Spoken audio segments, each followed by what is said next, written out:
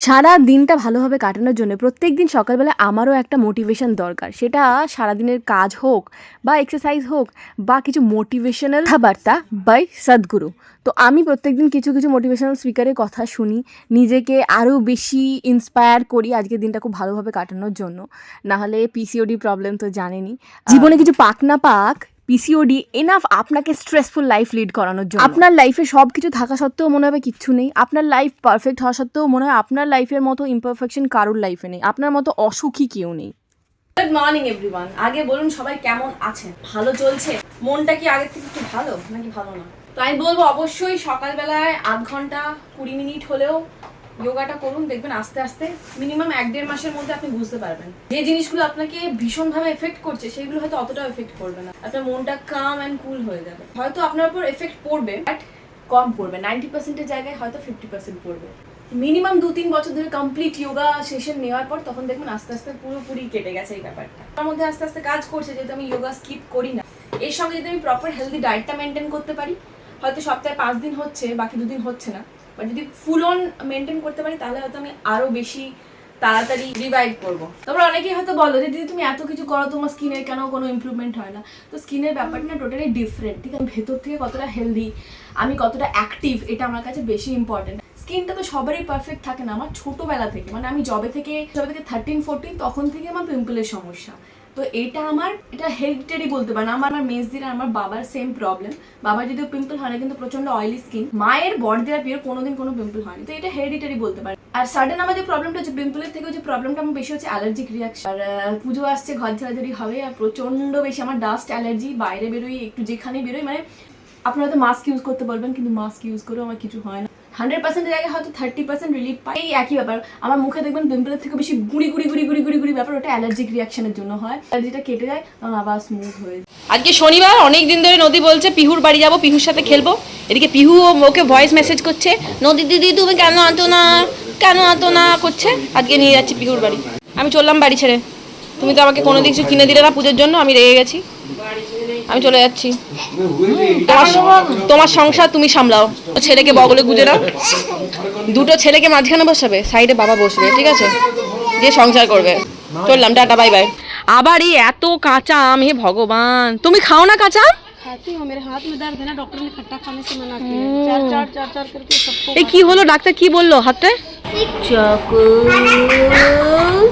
Chocos কত বড় হয়ে গেছে দেখ। চকোস বড়। আমাদের কমিউনিটি হলের কাজ হচ্ছে, সিঁড়ি হচ্ছে, ছাদের কাজ হচ্ছে, কালার কবে হবে জানি না। আচ্ছা, আজকে আমাদের ভাতের তরকারি বলে দিই। আতপ চালের ভাত আছে, আলু ভাতে, ডাল সেদ্ধ, বেগুন ভাজা, পটল ভাজা, আর সাথে পেঁপে সেদ্ধ। তুমি নেবে পেঁপে সেদ্ধ? মেয়েকে টক দই খাওয়ানোর ঝামেলা দেখুন। চিনি দিয়েছি, নুন দিয়েছি, তাতে ওর মুখে হয়ে যাচ্ছে একদম খেতে খেতে। পুরোটা চেটে খেয়ে নিবি, ঠিক আছে? আচ্ছা, আমাদের খাওয়া দাওয়া তো কমপ্লিট। হঠাৎ করে প্ল্যান হয়েছে দাদা ভাইয়ের নতুন ফ্ল্যাটের জন্য একটা কতগুলো ফার্নিচার দেখতে যাবে, তো সেখানে আমরা যাবো। মিস্টার মুখার্জি যাচ্ছে কাজে, মানে অফিসে বেরোচ্ছে, দাদা ভাইয়ের আজকে ছুটি। তো মিস্টার মুখার্জি আমাদেরকে ওই ফার্নিচারের দোকানে ড্রপ করে দিয়ে বেরিয়ে যাবে কাজে, আসার পথে উঠিয়ে নিয়ে চলে আসবে। তার মাঝখানে আমরা হয়তো এদিক ওদিক কিছু জায়গায় ভিজিটও করতে পারি।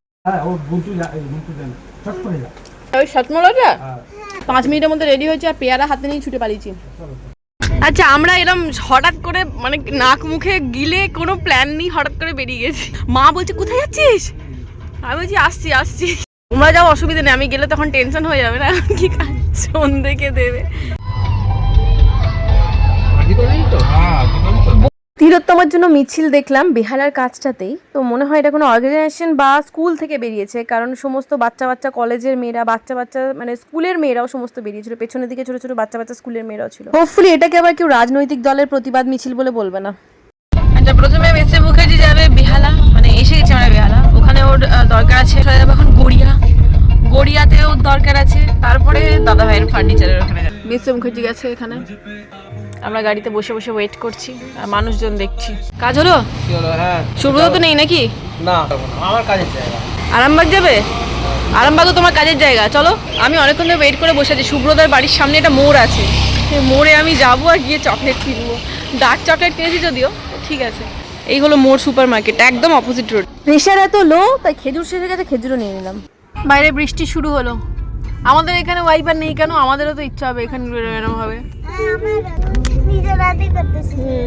সুন্দর দেখো, কি দারুণ লাগছে দেখতে। এখানে একটা দাঁড়াও, ভালো লাগছে এই ঝিলটা। এখানে ঝিলে ওখানে সামনে দাঁড়ানোর জায়গা আছে। এখানে দাঁড়িয়ে দাঁড়িয়ে কিছু ফটো তুললে হতো তো না, এখানে ইনস্টাগ্রামে দিতাম। আর এখানে কি বলতো, এই নিউ গড়িয়াতে না একটা বাড়ি বাড়ি ফিল পাড়া টাইপ, পুরোপুরি প্রপার কলকাতাতে শুধু ফ্ল্যাট ছাড়া আর কিছু নেই।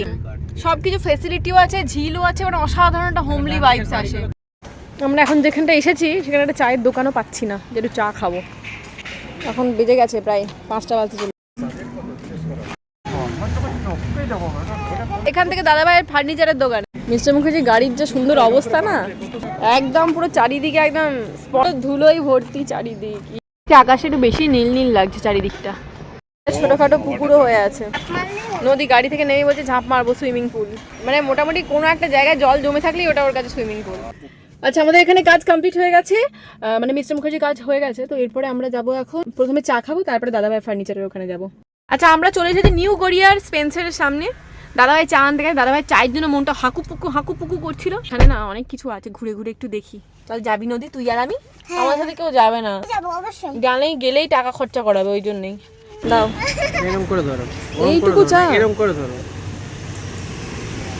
আমরা সবাই এখান থেকে চা খেলাম, খেয়ে এখন হাঁটতে দেখি। কেন তুমি তো খাবে বলছিলে, কি হলো আবার করে? তুমি পেয়ারা আমরা মিশিয়ে খাও, তোমাকে শুধু আমরা খেতে হবে কেন?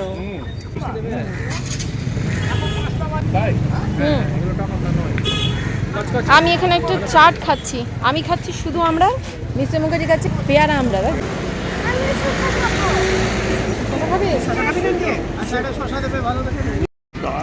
আমার আমরা চলে এসেছে। কি ঝাল, ঝাল মেয়েটা ধরো, আমি একটু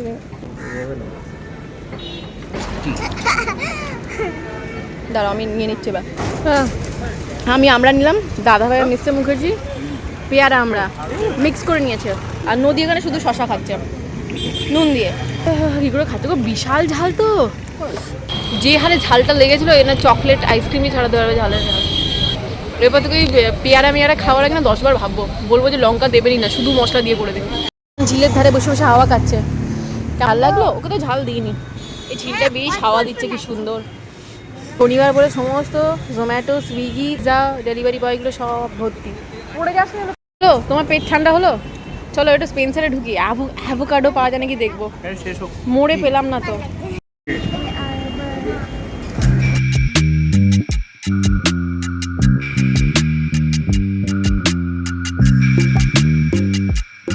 এখানে আমাদের হয়ে গেছে, এখন আমরা যাবো ফার্নিচারের দোকানে। স্পেন্সারে আরও তাড়াতাড়ি হয়ে যেত, বাট স্পেন্সারে ঢুকে একটা প্রবলেম হলো, পেমেন্ট নিয়ে ইউপিআই পেমেন্ট মাঝে মাঝে আটকে যায় না, মানে আমাদের অ্যাকাউন্ট থেকে কেটে নিয়েছে এবার দেখাচ্ছে এবং পেমেন্ট সাকসেসফুল দেখাচ্ছে, কিন্তু ওরা বলছে ওদের সার্ভার নাকি ডাউন, তো রিসিভ হয় না। তো সেই নিয়ে একটা ছোটখাটো ক্যাচাল হলো, যে মানে আগে বলছে নাকি আগেও 2-3 জনের এরকম হয়ে গেছে। তো 2-3 জনের যখন হয়ে গেছে, সেই আগে থেকে একটু অ্যালার্ট করার দরকার ছিল, যে আমরা তাহলে ক্যাশ দিতাম, যে এখন করবেন না, এরকম প্রবলেম চলছে, তাহলে আমরা ক্যাশ দিতাম আর কি, এটাই আর কি। তো সেই নিয়ে হলো আর কি। যাই হোক, ঠিক আছে, ওরা বলেছে 3 দিনের মধ্যে রিভার্ট করে দেবে, দেখা যাক।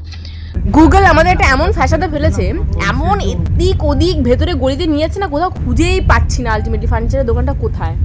আজকে দাদাভাই লাখটা ফেভার করলো না, এমন গুগল ম্যাপ এমন ঘুরিয়ে দেখিয়েছে, সে এই সরু রাস্তা ওখানে সাইকেল যাবে বা গাড়ি যাবে, কি তো যেতে পারলাম না। এখন অন্যদিন আসবে দাদাভাইয়েরও, তখন বাইকে করে আসবে।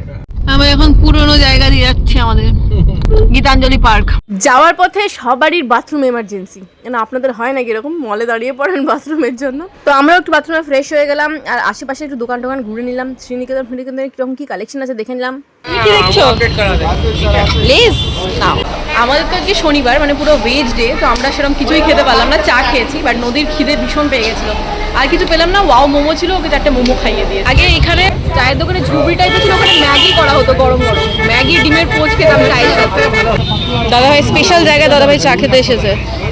তোমারও তো স্পেশাল জায়গা। আগে হাইল্যান্ড পার্ক থেকে হুশ করে বাইকে করে চলে আসতাম, 4 মিনিটও লাগতো না, একটা অটো, যখন সন্তোষপুরে থাকতাম। নিয়ে দিদি ভাই প্রত্যেকদিন বিকেলে, তখন নদী হয়নি, প্রতিদিন বিকেলবেলা বেরিয়ে যেতাম। আগে বাড়ি ফিরে সবাই খাওয়া দাওয়া করলাম, নদী আর কিছু খাইনি, শুয়ে পড়েছে। 11:30 বাজছে, আর আমার প্রচন্ড ঘুম পাচ্ছে এখন। আমি ভেবেছিলাম আজকে ব্লগটা হয়তো বড় করে দেবো, বাট না, সেরকম বড় করতে পারলাম না, এত ঘুম পাচ্ছে আমি আর নড়তে পারছি না। আমি আর কিছু মনে হচ্ছে না আমি এখন কিছু করি বা দেখাই। তো দেখা হচ্ছে কালকে ব্লগে। ভালো থাকবেন, যতটুকুই হোক ব্লগটার মধ্যে কিছু যদি ভালো লেগে থাকে প্লিজ একটা লাইক করতে ভুলবেন না। Bye, good night.